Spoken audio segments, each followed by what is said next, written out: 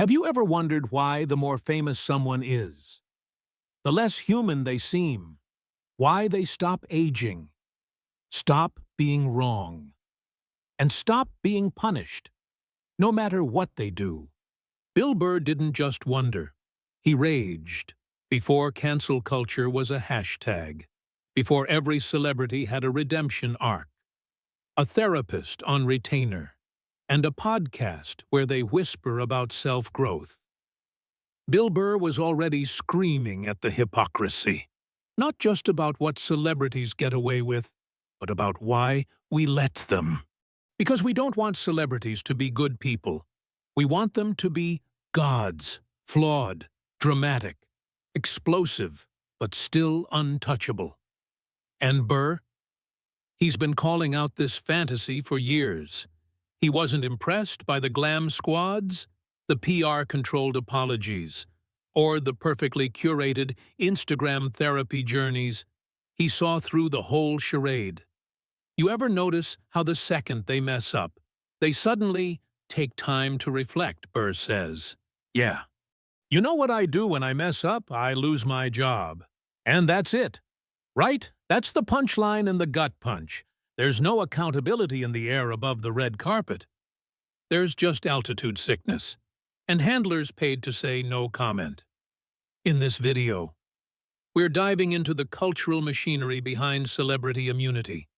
We're looking at how Burr dissects the illusion of fame not through polite critique, but through rage-powered truth bombs that make you laugh, and then feel deeply, deeply uncomfortable. We're asking, why do we worship people who wouldn't look at us twice? Why do we forgive billionaires faster than we forgive our friends? Why do we let power shape morality until there's nothing left but performance? This isn't just about Hollywood. This is about all of us. And Bill Burr. He's not your life coach. He's your angry conscience with a microphone. Let's begin. You ever notice how celebrities always grow right after they get caught? Not before. Not during. After. Like some kind of moral Groundhog Day where the moment they get exposed for doing something horrific, suddenly they're meditating, journaling, and taking time to reflect. Give me a break. Bill Burr's been mocking this scam for years, because that's what it is, a scam. A carefully choreographed dance where accountability looks just enough like redemption to keep the brand intact. They don't go to jail. They go on Ellen. They don't pay consequences. They pay publicists. Burr said it best. You get to a certain level of fame, and reality just stops applying to you. It's like gravity doesn't work on your side of the yacht. And it's true. A regular person lies. They lose friends. A celebrity lies. They get a Netflix deal. A regular guy cheats. He sleeps in his car. A celebrity cheats. He writes a book and sells it at Whole Foods next to the oat milk. What Burr attacks isn't just celebrity culture. It's the fact that we created it. We're the ones who scroll, who stream, who forgive, who forget. Because fame in 2025 isn't just a spotlight. It's armor. It protects. It blinds. And most dangerously, it distorts. And Burr, he doesn't let anyone off the hook. Not the fans. Not the handlers. Not the celebrities. He sees the whole ecosystem for what it is, a morally bankrupt machine that feeds on attention and shits out excuses. You think it's about character. Please. It's about clout. It's about optics. And Burr's been screaming about it while the rest of us were too busy liking apology videos with sad piano music in the background. Here's the thing when celebrities mess up. They don't actually feel guilty. They feel inconvenienced. They're not sorry. They're annoyed they got caught. And what do? They disappear. Not to heal, but to rebrand.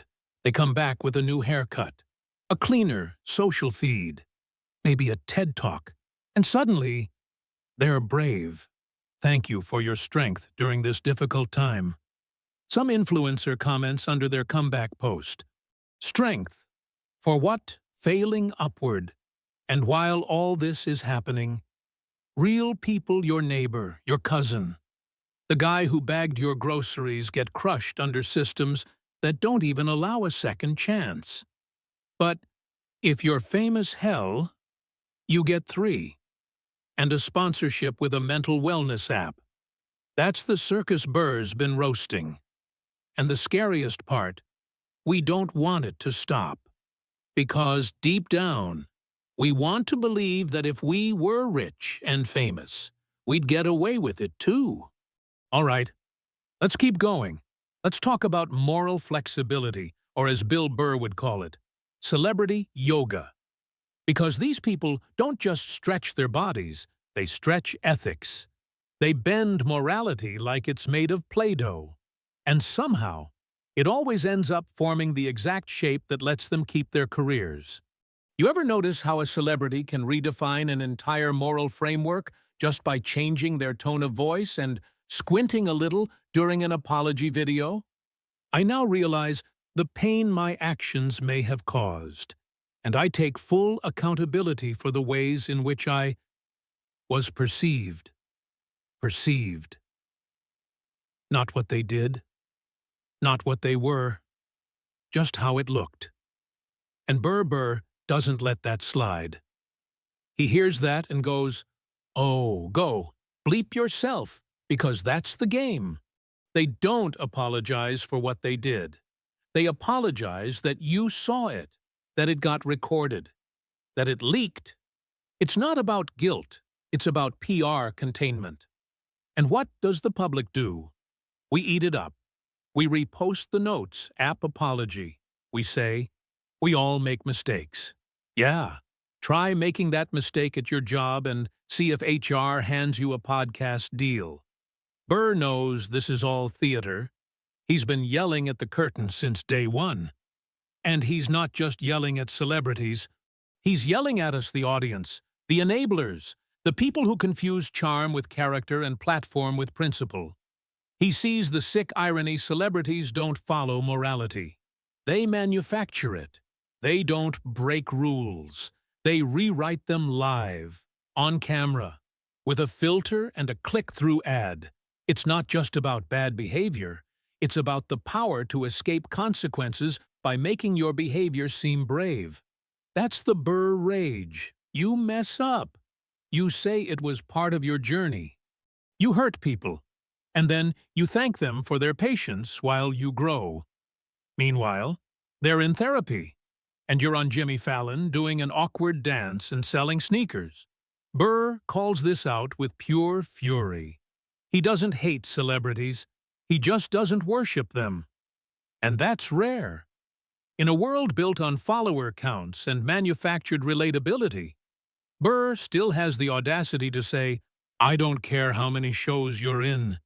If you're a piece of you're a piece of That kind of honesty. It doesn't trend, but it echoes. It sits in the back of your mind the next time you watch a teary-eyed Oscar speech about raising awareness delivered by someone who hasn't done laundry in a decade. Let's turn the spotlight around now on us. The audience, the followers, the retweeters. Because if there's one thing Bill Burr despises more than fake celebrities, it's the people who build pedestals out of their own moral flexibility and then act surprised when the people they put up there fall off. You ever notice how regular people are more judgmental of their co-workers than they are of celebrities? Your buddy at work shows up late twice. You're calling him lazy. But your favorite actor gets accused of 5 felonies and you're like, let's wait for the facts. And Burr can't stand that double standard. Because, deep down, we don't want justice, we want distraction. We don't want accountability. We want content. As long as the music slaps and the outfits are shiny. We're happy to ignore the trail of wreckage behind the tour bus. He said it before. You think these people are good. They're just good at hiding who they are until it's too late. And we, us, The woke audience pretend like we're holding them accountable. Please. We're holding our phones. That's it. We don't cancel celebrities. We rotate them. One goes down. Another one rises. Same script. Same scandals. Different face. Burr knows we're full of it. He knows that the same people who scream accountability online are the ones who will be first in line for the celebrity's next product drop limited edition. Post-apology skincare line. And let's not forget how selective the outrage is. One celeb makes a mistake. You never hear from them again. Another one does something worse, but they have better cheekbones and a Spotify deal. He's growing, he's evolving. Bill Burr calls bullshit on all of it, because at the core of this whole celebrity moral theater is a truth nobody wants to admit. We don't want them to be accountable. We want them to entertain us while pretending to be accountable. It makes us feel better, like we're the moral ones, because we watched the apology video. Like we're engaged citizens, because we commented, "This is disappointing." Meanwhile, they're backstage planning a comeback tour with pyrotechnics and a redemption arc. And Burr, he's watching the whole thing like a man who's been screaming at a fire alarm nobody hears. He's exhausted. He's angry. But more than anything, he's right. Because the real joke isn't what celebrities get away with. It's how we let them get away with it, again and again, while pretending like we're holding the moral high ground on Wi-Fi, in sweatpants, while rewatching the same problematic shows we canceled last year. So let's end this with the part Burr would yell last. Right before dropping the mic and walking off stage, the whole system is a joke and we're the punchline. Because if you're still sitting there thinking celebrity culture is broken, let me stop you. It's not broken. It's working exactly as designed. Bill Burr sees this clearer than most. He knows that celebrity isn't about talent. It's not about art. It's not even about entertainment anymore. It's about narrative control. It's about moral acrobatics and curated imperfection.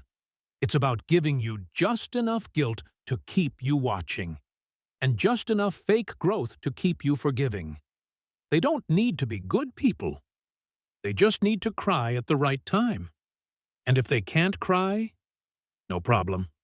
There's a coach for that, a crisis PR firm, a trauma consultant, a soft piano track, and a black and white apology video that fades in and out like an indie film trailer.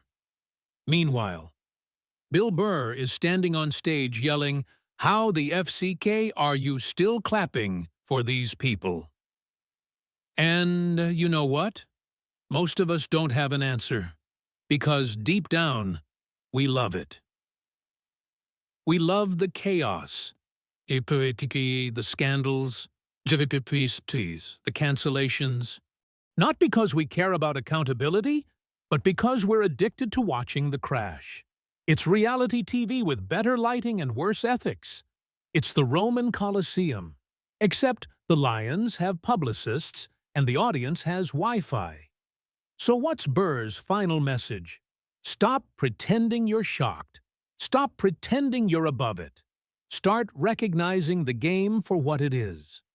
Because the moment we stop treating celebrities like moral compasses and start seeing them as flawed humans with too much power and not enough honesty, that's when the machine slows down. That's when the PR masks slip. That's when real accountability might start. Until then, you'll keep scrolling. They'll keep reflecting. And Bill Burr will keep screaming into a microphone while the rest of us pretend we just discovered hypocrisy last Tuesday. So here's the real question. Are we addicted to justice? Or are we just in love with outrage that comes with merch? Let us know in the comments. Do you think celebrities ever really pay the price? Or have we just accepted moral bankruptcy as part of the showbiz package? This is Monologue Energy, where we don't worship fame. We question it. And sometimes we roast it so hard. Even the truth gets uncomfortable.